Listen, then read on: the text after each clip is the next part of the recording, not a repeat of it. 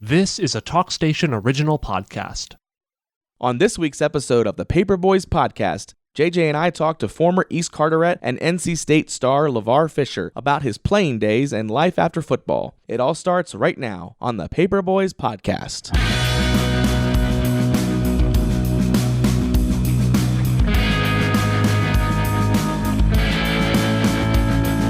Hello and welcome to the Paperboys podcast. I'm JJ Smith. And I'm Zach Nally. We're reporters with the Carteret County News-Times. As always, we're joined by our producer, Ross Caraway.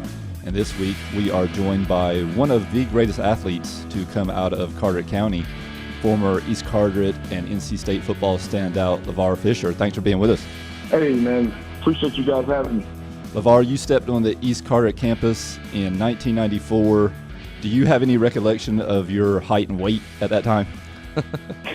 Oh, man. I was, my freshman year, I was a chubby kid, and I hadn't hit a growth spurt yet. So I was really short, really chubby. As far as weight-wise, I have no idea, man. But I was very chubby, borderline overweight. Yeah. Well, if somebody would have walked up to you at that time and told you in 6 years you were going to be the ACC Defensive Player of the Year, what do you think you would have told them? What's crazy is I probably would have believed it, man, because I was a dreamer. I was a huge dreamer. That's one thing I had when I was young, man. I was always in the mindset of, where am I going to be in 5 years? It's not so much down because I want to stay young, so I'm not focusing too much on the future now. But when I was younger, man, I was always wondering, where am I going to be in 5 years? In addition to the ACC Defensive Player of the Year, you lead the country in tackles. You're a Butkus semifinalist. You're a Nagurski finalist. You're all ACC. You're academic All-American. You're All-American. I mean, it just goes on and on. What point, or was there a point when you looked around at the other kids in your class or in your school and looked at yourself and thought, I'm something's different here. I'm built different? Hey, man, my father always told me, he always told me, hey, you believe it, you can achieve it. He was that type of man. He always was the guy that said hard work pays off. And, as you start working and things start to happen for you, you start to be like, okay, man, I can do it. And then when things start to fall your way, because of all the hard work you've been putting in on the field, and the game becomes a whole lot easier to you, you're like, man, I'm good at this. I can really do something. Your dreams just get bigger and bigger, man, and you want to achieve more. And that's where I was. You mentioned your father. I know you've talked in the past about the impact he had on your life. What kind of, not only football, but school or life in general? My father was the greatest man I've ever known in my life, man. He was inspiration of my life. He was the man that told me never let anybody tell you what you cannot do or what you cannot achieve, and that man made me understand that you can do whatever it is that God has in front of you, man. You're the flower, all this hard work, you just watering the plant, man. So, yeah, that man, he's definitely played the biggest role in where I am today. How about coaches? What coaches stand out in the time you had coming up through high school and college that really had an impact on you? Oh, that's easy, man. Mickey Edwards. Besides my father, Mickey Edwards, he's the second greatest man I've ever known in my life, man. He saw something in me when I had no idea. Even when I was that chubby kid in ninth grade, Mickey Edwards worked with me. He was patient. And then when I got that growth spurt, man, he would be, he had a full-time job, but yet he was always in the weight room with a smile on his face, waiting on me. And he challenged me like nobody ever has in my life. So besides Mickey Edwards, who plays one of the biggest roles besides my father, I would say Chuck Amato. When Chuck Amato came in, he just brought something, man. He brought that swag that I needed. I remember him looking at me, and he's like, "Yo, you wanna take care of your family one day financially?" He's like, "You want to be the defensive player of the year? You want to be, you want to win the Buckets? You want to make the All ACC team? You want to be an All American?" And I'm sitting there, and this is the first meeting I ever had with him, and I'm like, "Yes, yes." And he just says, "Keep doing what you're doing." That simple. I thought he was gonna have this amazing speech for me. He's just like, "Nope, keep doing what you're doing." And at that time, man, I was practicing hard. I was doing the right thing. I was giving everything. I was being the right type of leader. He said, "Keep doing that. Things are going to fall in line." And lo and behold, man, became the defensive player of the year, became All-American, ACC, led the nation in tackles. List goes on, man. You name some of them, the Butkus candidate, the Gursky Award. Like, it was, man, life was good, man. Mickey Edwards and Chuck Amato. Well, you talk about Chuck and the impact he had on you as a coach to a player, and we see sometimes the impact a special coach can have as a program. I know everybody is watching University of Colorado right now with what Prime is doing, and tell me about what the transition from Mike O'Kane to Chuck Amato as far as being part of that program and seeing the changes that took place. What was that like? Hey, man, it was two different coaching styles. Coach O'Kane was fully emotion. I loved him. He was an emotional guy. He was just one of those emotional guys. He was an ABC guy, Chuck came in with all that swag, and he's like, "Let's get it done." And he would give you that rah-rah speech, and Chuck made you feel like you were invincible. He made you feel like, man, if you run into that wall full speed, nothing's gonna happen to you. That's the type of coach he was, and it worked. It worked, at least for me. I definitely responded.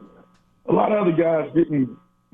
A lot of other guys don't like Chuck as much as I do, but I mean, you read all those accolades, you can see why. Chuck had that Sopranos vibe going, didn't he? Oh yeah, man. Chuck was that guy, man. I happened to see him it was probably about a year ago, and was able to embrace him. Still love that man. How's he doing these days? He's not really letting on to how he's really feeling, but I know he had the lung surgery, and obviously Father Time catches up with you. So he's older now, but he seems to still be enjoying life, man. Has that big smile on his face. You go from Beaufort to Raleigh, which that's a big jump in culture, and then you go from 2A high school football to the ACC. What were your fears when you stepped on the NC State campus as a freshman? Man, I was a mama's boy, man. Being the baby of 8, I don't know, man. I was this small town kid. I didn't know much. I didn't know much at all. Even in football, I didn't. Things I thought I should have known. I just didn't know much about football, period. I was such a great athlete in high school. The coaches just turned me loose and just said, go make a play. Obviously, in college, it's more structured, so I had to learn defenses and schemes and all that stuff. But I think the biggest adjustment was not being around my family, man. My mom babied me.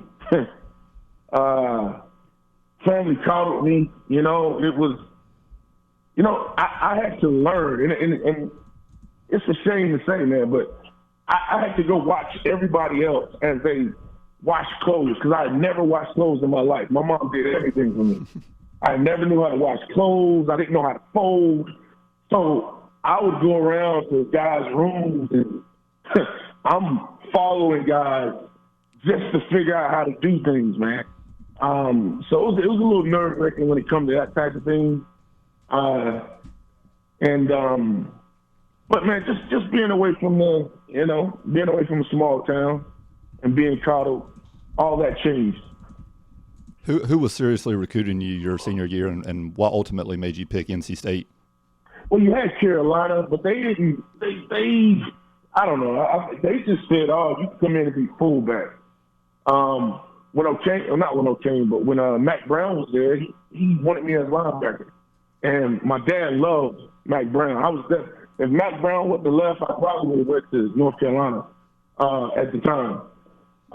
But yeah, it was North Carolina, South Carolina was recruiting me real hard.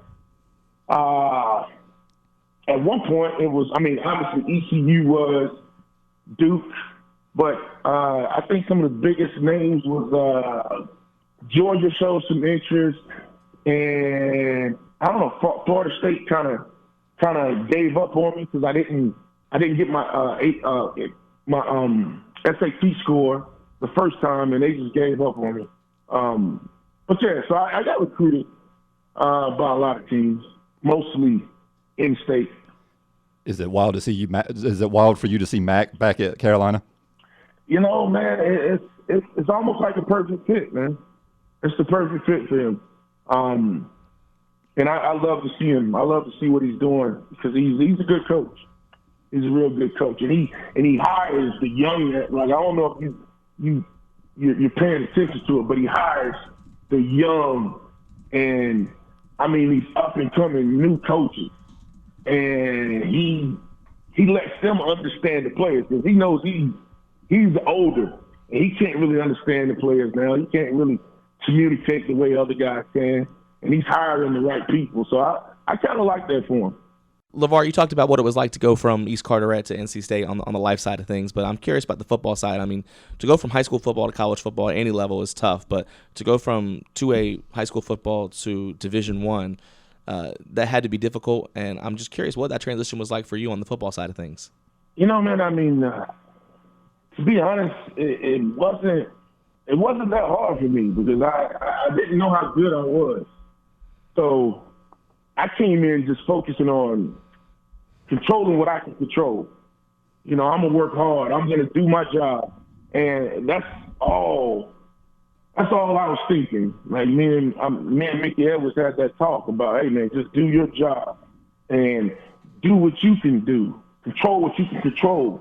And so when I came in, man, it wasn't really a big deal to me. I had to learn the defense. That was hard because I was behind on everything. You know, I didn't even know what my stand wheel was, you know, when it came to the linebacker position. So, yeah, it was a lot I had to learn. But I still had the freakish talent, and I was still more of an athlete than pretty much everybody. So it worked out. Yeah, so you knew you had the ability. And of course, you come in, you're expecting to focus on learning and adjusting. And here comes the season. And second game, they said, you're starting against Florida State, and we're a 25-point underdog.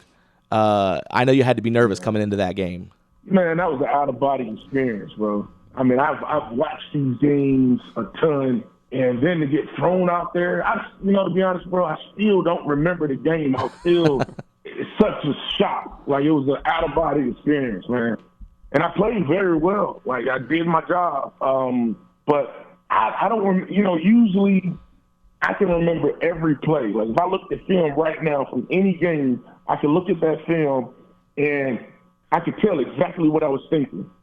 If I was hungry, if something was on my mind, or if I was trying to I know exactly what I was thinking. That game, I have no recollection because I was in such shock. I was in shock, man. And then to win that game, I think the coolest thing out of that whole game was when the crowd rushed the field, and all I felt was somebody pick me up, man. And I'm like, gee, and these people are running me through the crowd. So he picked me up, running me through the crowd, and I remember turning around, and it was my brother, my big brother Joseph, running me out of there because they was going to trample me. And it was that was a cool experience. And we had plenty of those. Yeah, not only did the Wolfpack win as a 25-point underdog, but won 24-7. So wasn't much of a game. Talk about transitioning from Beaufort to Raleigh and 2A high school football to Division I, ACC, NC State. Levar, you've been able to do something so few people in the history of the world have gotten to do. You run out in a stadium full of 50,000 people chanting and screaming. What was it like the first time you ran out in Carter Finley and that place was packed and going crazy? Oh man, that was the coolest thing in the world, bro. Like it's like it's a certain type of vibration you have in your chest, and when the crowd is yelling, it's like I'm telling you, man. I can imagine what it was like for a gladiator. That's kind of how it feels, and I might use it a lot, but out of body experience. That's kind of how it was, man. Every time you ran out of that tunnel, and then to be good, I was good at that thing, and have people chanting your name, and the people depending on you to make a play. That's the coolest experience ever. I would imagine if you had any questions about your ability or if you could compete at that level after that game and your performance and your team's performance, you were probably your mind was pretty settled that you were where you belong. Oh yeah, man. I mean, it was it was something else because I was talent-wise, I was good. I could match with anybody, but like I said, man, it was an ongoing thing with learning because I was so behind with everything.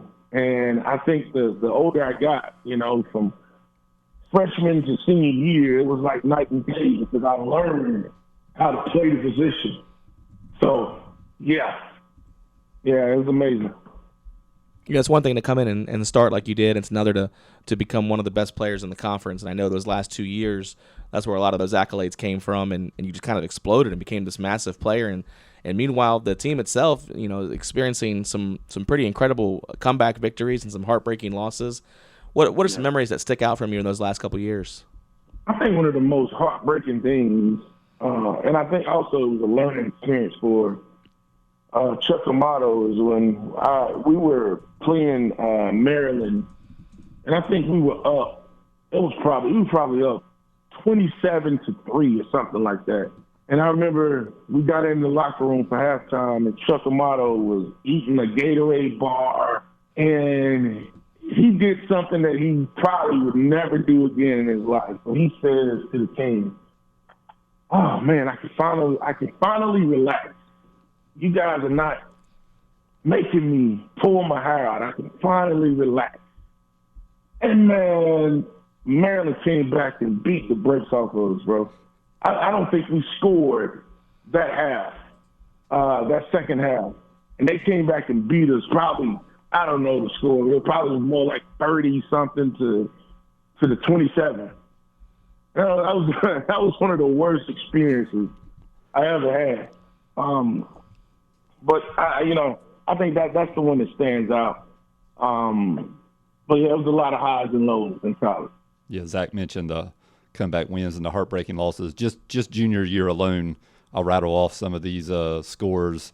State wins 38-31 in double overtime versus Arkansas State. Wins 41-38 versus Indiana. Wins 30-23 in overtime versus Georgia Tech. Loses by 8 at number 5 Clemson. Loses by 7 in double overtime to Maryland, the game that Levar was talking about. Wins by 4 versus Duke. Loses by 8 versus Virginia. Wins by 8 in the ball game. It's like every other week y'all were either winning or losing by 7 or 8. Yeah, it was crazy, man. I remember we came off this high and beating Florida State. I mean, beating them really good. And then the next week we go to Texas and lose to Baylor. Like, it was like we win the game we don't supposed to, and then we lose the ones we're supposed to win. That was my experience at NC State. How about the 98 class that you come in with? That's still talked about to these days, the talent that was involved with that. Some of your classmates that came in, who do you remember the most? Man, we had some guys on that team, man. But two of my best friends came out of that class, Ray Robinson and Brian Williams. I still talk to them to this day. But, man, I mean, you had Corn Robinson, Adrian Wilson. You had, Corey Smith. You had, Brian Williams, KJ Stone, Terrence Hope. Like, dude, we had some players We had some real players on that team. But two of those guys are still my best friends. Your senior year is not that much different. You play Carolina, you lose by 8. You beat Wake Forest by 3. You lose to Clemson by 8. You lose by 4 to number 10 Maryland. Poor Chuck, he was probably about to have a heart attack with y'all after those last two junior and senior year.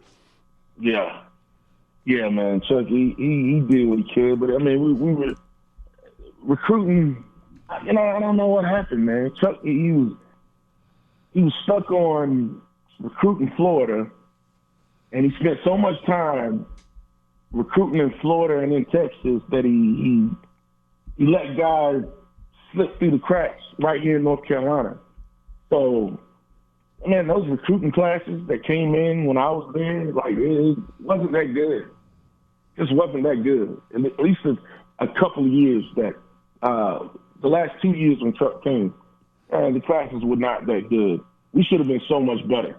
Yeah, I know we mentioned that 98 recruiting class, but, one of the things that one of the players coming in there was Mr. Levar Fisher, and you were a highly ranked player yourself, number 16 prospect in the state by Super Prep Magazine, number 15 by the Fayetteville Observer-Times. You were one of the top 25 players in the state by the Charlotte Observer, and you come in from that summer, you're pressing 435 pounds and consistently over 400. You're running a 4.640. You came in with some pretty good numbers.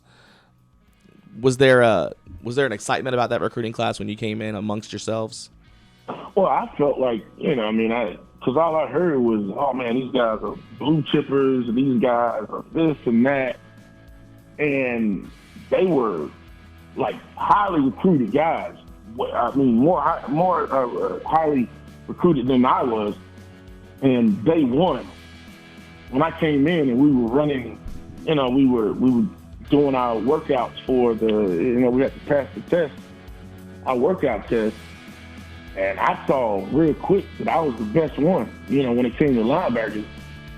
I don't know, it was probably more of a mindset too, but I just felt like I was better than anybody on that field. And it rang true after a while. I'm Ryan Kelly. I'm Lynn Schultz. And we're the hosts of the Senior Moment podcast. Each week we bring you conversations with experts right here in our community about the common and uncommon challenges facing our aging population and caregivers. We discuss the challenges of caring for a loved one with dementia, as well as the importance of health planning, family history, and much more. Join us every week for Senior Moment, streaming now on Spotify, YouTube, and at CarolinaCoastOnline.com. Hi, folks. Bob Lowry here, and this episode of the Paper Boys podcast is brought to you by the Carteret County Speedway.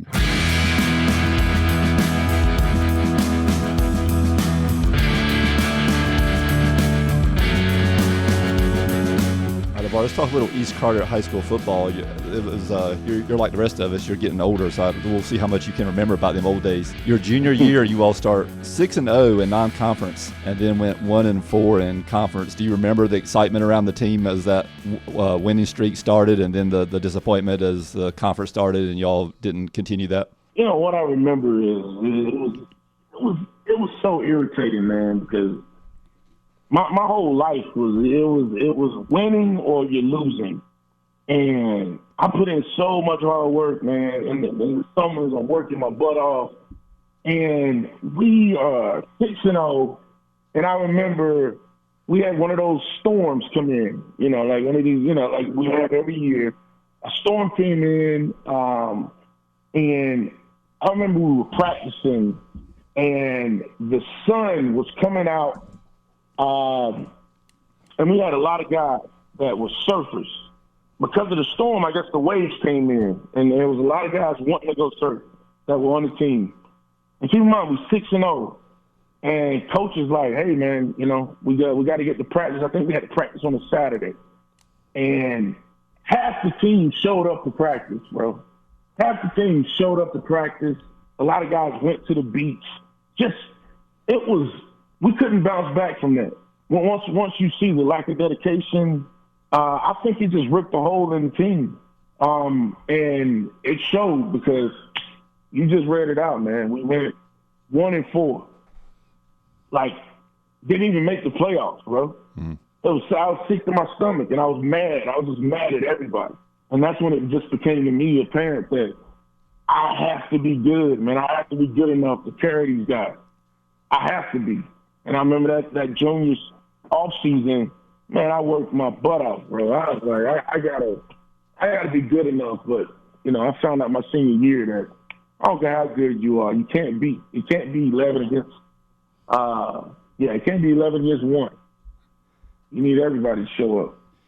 You ran for over 1,200 yards that year, scored 10 touchdowns. On defense, you made over 90 tackles, intercepted 4 passes. One of the highlights of that year was you all beat Havelock. That was only the second time that you'd ever beaten them. That's the first time you had beaten them since 1969. Do you remember that game? Yeah, man, I remember because all they used to do was talk so much. And I knew I was that guy. And everybody was showing up for that game. And I wanted to put them in their place. It's so much bad blood. It was anyway back then. They just thought they were so much better than us. And I was on a mission to show them guys up. I still don't like Havelock like that.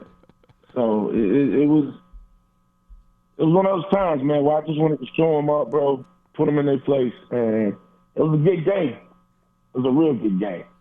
Yeah. I could have had, I tell Coach Mick right now, like I tell him even we get to arguing about it, I could have had 2,000 yards, man. If I could have probably had more than that, if they let me get it running back, I had all those yards at fullback. If they would have put me at running back, man, I would have killed. I would have killed. And if y'all thought conference was tough in your junior year, senior year, you get some realignment, you get a new conference, and in comes Clinton and East Duplin and Wallace Rose Hill and Southwest Onslow. Talk about a football conference. Yeah. Oh, yeah, man. Them boys are some athletes over there. That's when I was like, boy, you know, I won't have any problems with scouts seeing me. And it was a problem because I had people recruiting me, man. My junior, that off season, it was people calling me, wanting me to go, wanted me to go to Southwest Onslow, wanted me to, people wanted me to come and live in other places to play football. And their whole pitch was, hey, man, the colleges will see you and all that. But once we saw that schedule, it just made sense that I'm going to get seen anyway. And I ended up staying home. Again, I was a mama's boy, too, so I wasn't trying to leave. But, man, everything worked out. It worked out great. Yeah, you mentioned that. That's something that still goes on. We get kids that, Havelock is the usual destination for that if kids want to get a little more seen. And just being out here on the coast, it just doesn't happen as much as we'd like. And there was never a part of you that was tempted to just try to go somewhere else. You were happy at East Carteret? Yeah, man. It's sad, though, because I would walk around school and you see these big boys, and all they want to do is freaking go fishing or go farming or do whatever or go hunting. And you're like, dude, you could change your family life. You could change your whole generation up, bro. If you just put your hand in the dirt. Lord, dude, I can name names now, man. These dudes were 6'4", 6'5", 300 pounds. They could have been as good as anybody. Look, East Carter has some athletes. Even today, they have athletes. They have guys, but for whatever reason, man, these dudes just want to go fishing or go in the military, and there's nothing wrong with that. It's just Jesus. I think football's waiting right there for you. Well, you certainly had a good senior year. You finished with just a little over 1,000 rushing yards and 147 tackles, including 34 behind the line of scrimmage. Boy, that takes some work to get back there and get those kind of tackles. And you made 7 sacks and had 3 interceptions. You did it all, man. You even this one game against Pamlico, you ran for 201 yards on 18 carries and did 2 touchdowns against Wallace Rose Hill. You had 23 tackles. You were all over the place. Man, I had to, bro. I had to. And even then, we still didn't make the playoffs. It was sad, man. Could never get to the playoffs, bro. That still bothers me. It still bothers me big time that we never made it to the playoffs. And we had some good players, man, but guys just didn't. I don't know, man. I had a different type of work ethic. On the positive side, Levar, we got the mullet bucket coming up next week, and you get a W sophomore year, you get a W junior year, you get a W senior year, a 3-game winning streak in a mullet bucket. That's a rare thing for the Mariners. Yeah, I don't think I ever lost to West. I don't think. Maybe freshman year. I don't remember. I don't remember losing to them. But yeah, man, it was that was the game you show out in.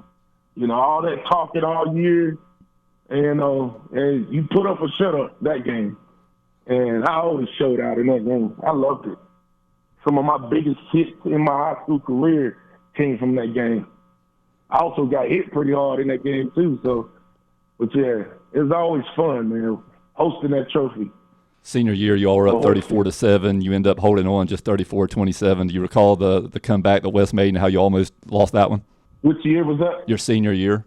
Yeah, you said you almost lost? Yeah, you were up 34-7, and then West come back. Y'all didn't score again, and they ended up making it 34-27. Yeah, that's great. I have no recollection. You just remember winning. You don't care about how you did it, right? Yeah, it don't matter. It don't matter. Well, for all you mullet bucket, fun, man.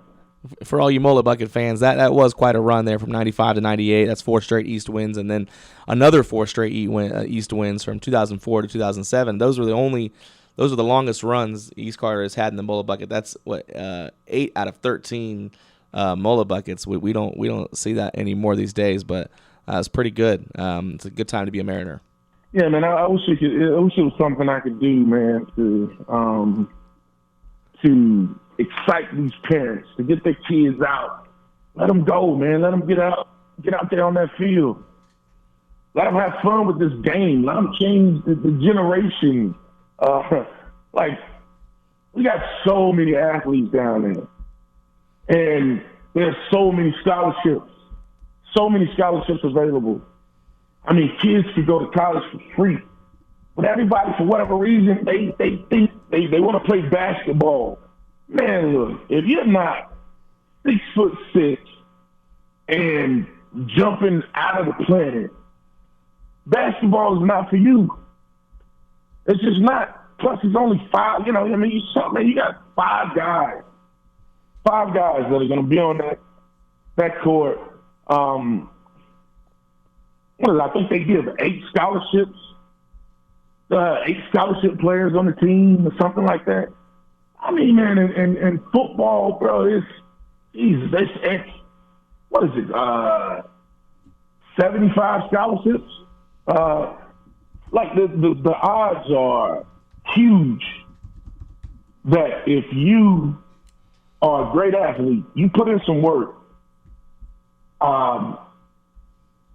you can get things paid for, man.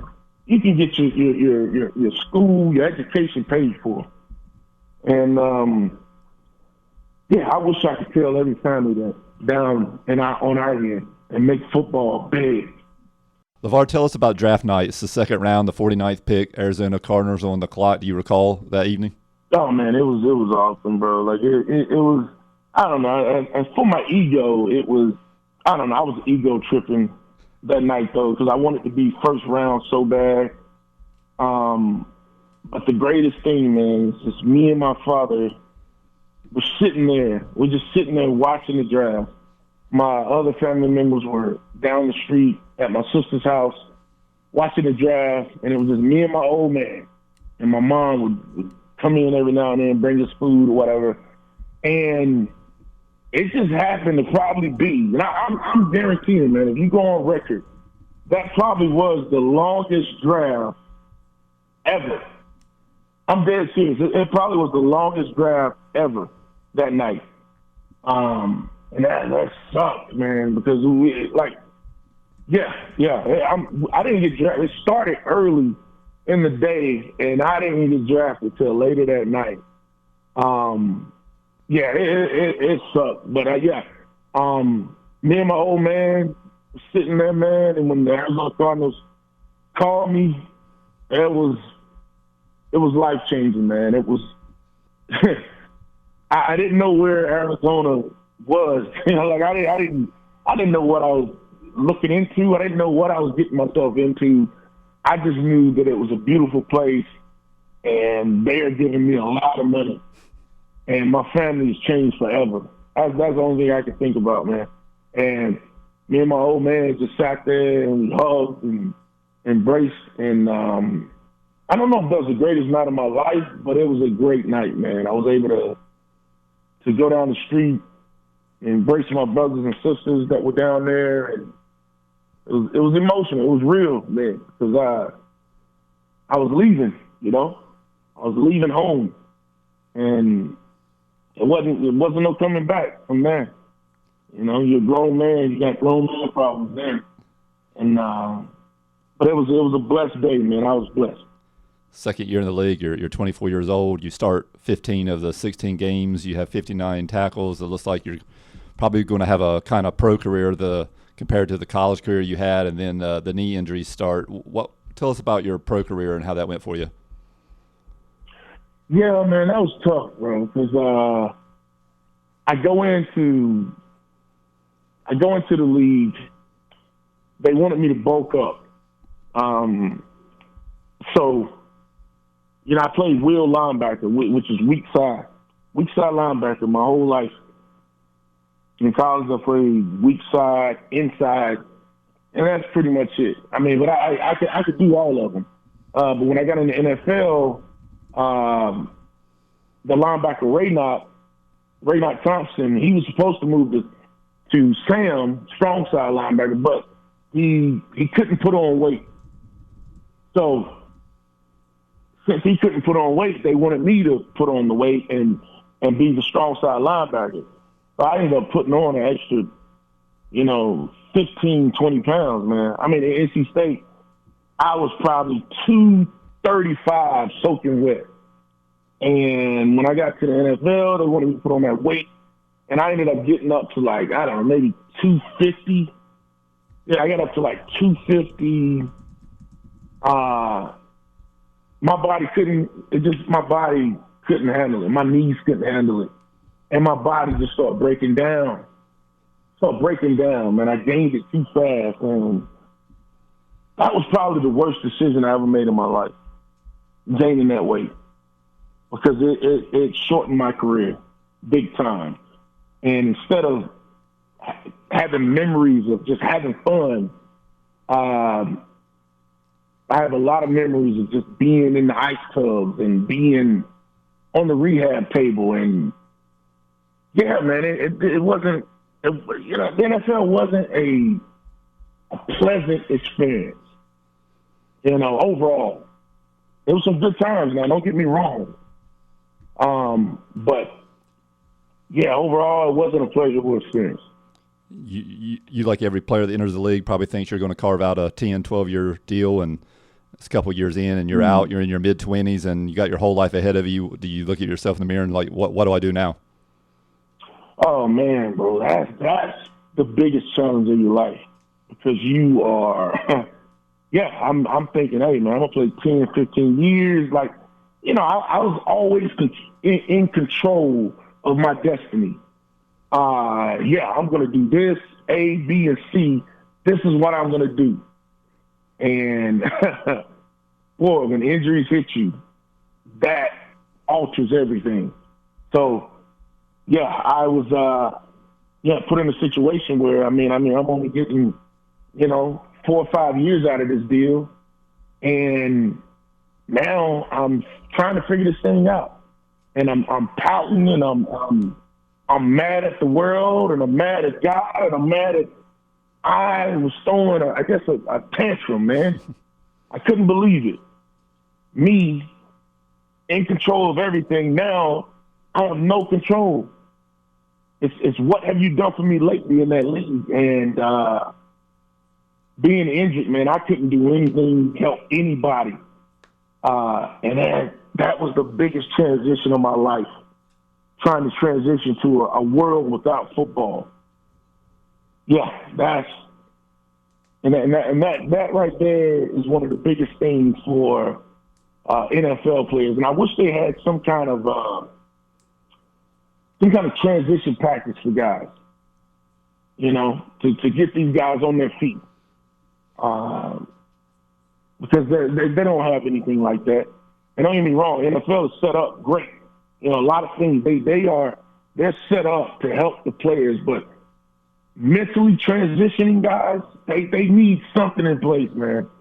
Because mentally you can, it could change the trajectory of your life mentally. You since went on to become a motivational speaker. You started a nonprofit. What were the steps that started you toward this life? My sister, man, my big sister, Alicia, she inspired me to do the non-for-profit Fisher of Men, and she was very passionate about it. And we started that thing. I just wanted to raise money. I wanted to help with her passion. My name was on it, but it was her baby. And the more and more we did it, the more I started to love and understand how so many people need help. And we were able to raise some money, man. We were able to raise money, start a transition home for people. And, you know, just because you don't see people physically out on the street, there's a lot of homelessness in Carteret County, man. And, yeah, we were able to help as good as we could. What was the other part of it? Well, you look back now, and you know the pro career didn't go the way you wanted it to, but the knee injuries and it leads you down this path. Do you look back now and think that this is the way it was all supposed to work out? Oh, for sure, man, for sure. You know, we're exactly where we're supposed to be. The decisions we make today are going to dictate our tomorrow. I live by that. You know, in order to change the future you, bro, you got to change right now. You know, people want to lose weight, you got to start right now. You know, and the outcome changes. And yeah, I went down a path, and I was exactly where I was supposed to be, man. I met a lot of great people. I've been able to inspire, hundreds of thousands, you know, going into these schools and companies and programs and being able to speak. And, you know, I never thought I would find anything that would match that exciting feeling like I had on the football field until I got in front of people. And you start speaking, and you can hear a pin drop, man, because people are listening, and you are imparting something to them that they really need. And it gives me chills thinking about it, man. When you can help a group of people, and you can do something deep inside them that, you know, I still get contact on Facebook talking about, you know, something I said 10, 15 years ago, man. And that blesses me. So, yeah, I love it, man. How can people find you, Levar, whether it's a motivational speaker or with the Fisher of Men and getting help through that nonprofit? How can people best get up with you? Well, right now, man, I have, you know, I'm on Instagram. I'm on Facebook. I'm on Twitter or whatever Twitter is now. I don't know. What is it? X. Is it X? Yeah. Something bull. But no, man, yeah, at Levar Fisher.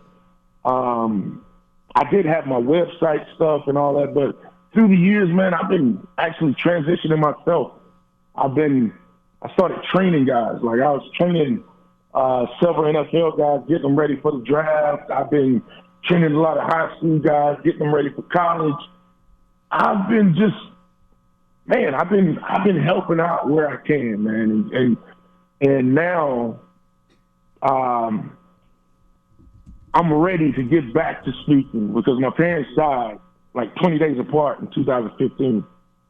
And that right there just, I've been able to handle anything that comes my way in my life until that happened. That truly broke me, man. Losing the greatest man I've ever known in my life. And then the woman who was my heart and my soul, losing her, and I lost them both within 20 days, man. So I didn't want to speak. I didn't want to motivate. I couldn't even motivate myself. So I just kind of, I don't know, man. I kind of grieved the way I needed to grieve, and then I went through a transition of, a divorce. I was living in Chicago and ended up moving back to North Carolina to Charlotte. So I've been doing a lot of transitioning in my life, and now I'm getting to a point that I've been training guys and stuff, but I'm ready to get back to speaking. And so I am going to get my website stuff back online and on track here in the next several months. I'm working on my third book, and hopefully that'll be finished in the next, I'm going to give it 6 months. So, a lot of big things are coming, man. But you can reach me on all those with my name at Levar Fisher, and man, reach out. I want anybody to reach out if I could help anyone or talk to anyone, or just drop me a line, man. Awesome. If any kid needs motivating, or just I don't know, anybody needs to be picked up.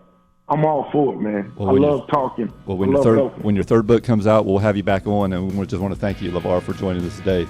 Hey, man, thank you so much for having me, and I appreciate that, man. I can't wait to come back.